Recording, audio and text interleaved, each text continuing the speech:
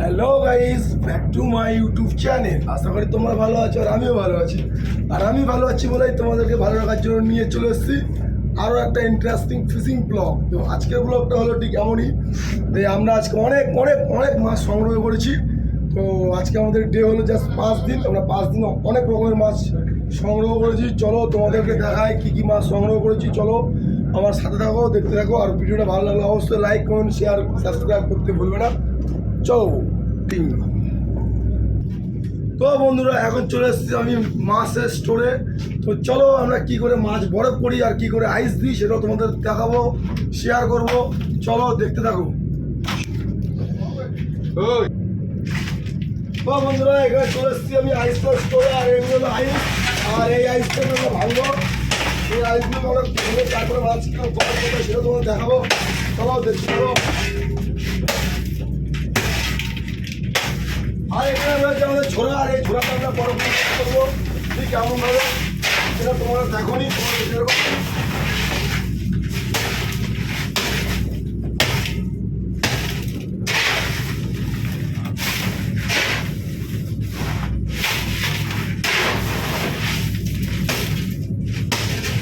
আর এই বরফগুলো যত ছোট করবো ততই কিন্তু আমাদের মাছগুলো ফ্রেশ থাকবে আর আমাদের রিচ থাকবো।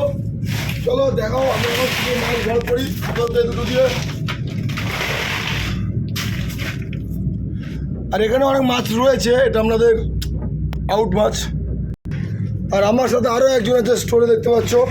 আর আমরা এখন মাছগুলো পাইসগুলোকে নিয়ে চলে যাবো সেই মাছের কাছে। আর এখানে কিন্তু আমাদের প্রত্যেকটা কালিতে অলরেডি অনেক মাছ রয়েছে, প্রত্যেকটা কালিতে মাছ রয়েছে, তোমরা দেখতে পাচ্ছ সব আইস করা রয়েছে। আর এখানে দেখতে পাচ্ছ অনেক বড় একটা মাছ আছে, প্রায় যার ওয়েট প্রায় 10 থেকে 15 কিলো হবে।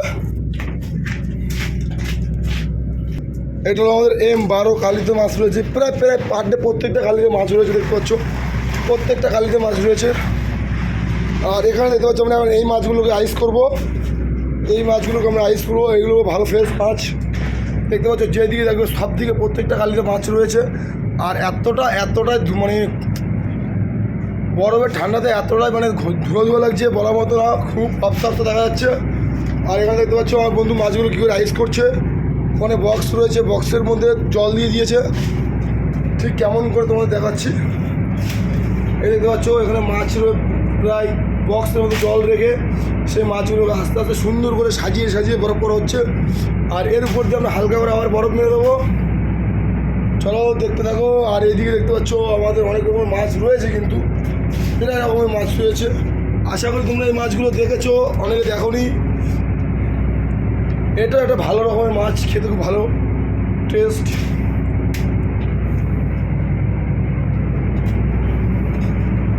দেখতে পাচ্ছ কত সুন্দর করে মাছগুলো বরফ করা হয়ে যাচ্ছে। কারণ জলগুলো দেওয়ার কারণ এটাই, জল যত ঠান্ডা থাকবে মাছটাও তত সুন্দর, কালারটা কত সুন্দর থাকবে, জলের মধ্যে যেন মাছটা খেলতে পারবে, তাই জন্য দেওয়া আর কি। আর এখানে দেখতে পাচ্ছ লবণ, এই লবণটাকে দেখো, এই লবণটাকে মাছের উপরে হালকা করে মেরে দেবো, এই জন্যই যেন মাছটা নরম না হয়ে যায়, সেই জন্য এই লবণটা মেরে দিলাম যেন মাছটা টাইট বা স্ট্রং থাকে।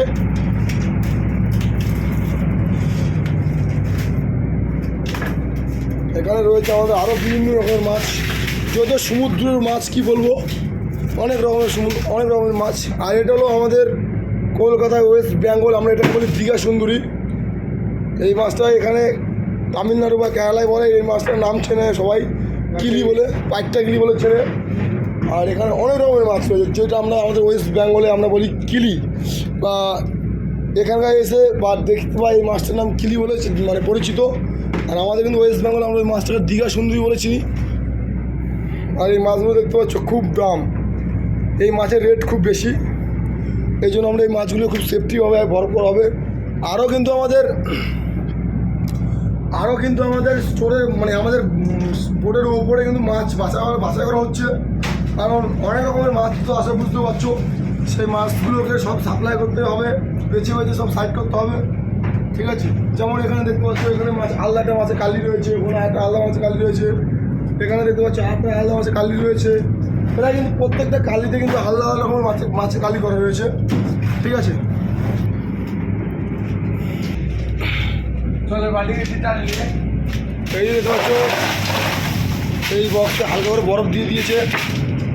বরফ দেওয়া দেখতে পাচ্ছ এই বালতির মধ্যে কিন্তু আমরা 1 বালতি জল নিয়ে নিয়েছি, এই জন্যই যে আমরা ওই বরফের মধ্যে দেবো, বরফের বক্সে দিয়ে দেবো।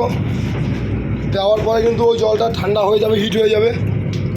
ঠিক এরকম করে দিয়ে দিচ্ছি, দেখো। ব্যাস ব্যাস ব্যাস, হাত দিও না। আমাদের আরেকটা বক্স, আরেক ক্যারেট মাছ চলে যাচ্ছে। এটা এখানে আমরা ক্যারেট বলাই চিনি, কিন্তু এখানে তামিলনাড়ু এটাকে বক্স বলা হয়। তো যাই হোক, আরেক বক্স মাছ চলে গেল এখানে। সাবধানে, আস্তে আস্তে।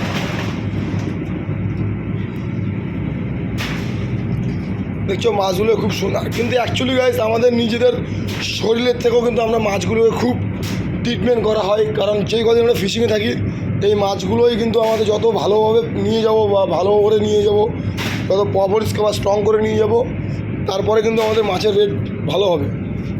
ঠিক আছে, তো চলো আমি তোমাদেরকে স্টোরটা ভালো করে একটু ঘুরে দেখাই।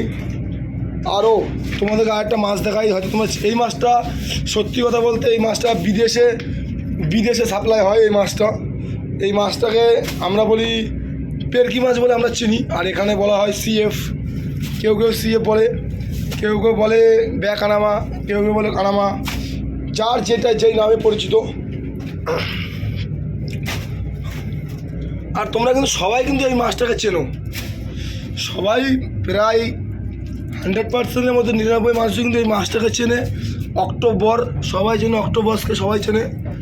আর সেই অক্টোবর্সও কিন্তু আমরা সংগ্রহ করি। দেখতে পাচ্ছ মালটা মরে যাওয়ার পরে কেমন হয়ে গেছে। এ যখন জীবিত থাকে এ কিন্তু চুমুকের মতো আকর্ষণ করে কিন্তু গাইস। চলো বেশি কথা না বলে আমি কাজে লেগে পড়ি। আবার এইদিকে দেখতে পাচ্ছ অন্যরকম মাছ। বেশি কথা না বলে আমি কাজে লেগে পড়ি, কারণ আমাকে বরফ দিতে হবে। বরফ না দিলে কিন্তু আমার বন্ধু কাজ করতে পারবে না স্টোরে। চলো দেখা হচ্ছে কিছুক্ষণ পর নেক্সট কোনো ভিডিওতে। তো ততটাইম তোমরা ভিডিওটা দেখতে থাকো। আরও একবার বলে দিচ্ছি, ভিডিওটা ভালো লাগলে লাইক, কমেন্ট, শেয়ার আর সাবস্ক্রাইব করতে ভুলো না গাইস। তোমাদের একটা সাবস্ক্রাইব আর একটা লাইকে কিন্তু আমাকে ভিডিও বানাতে মোটিভেশন বাড়াবে। চলো গাইস, টাটা।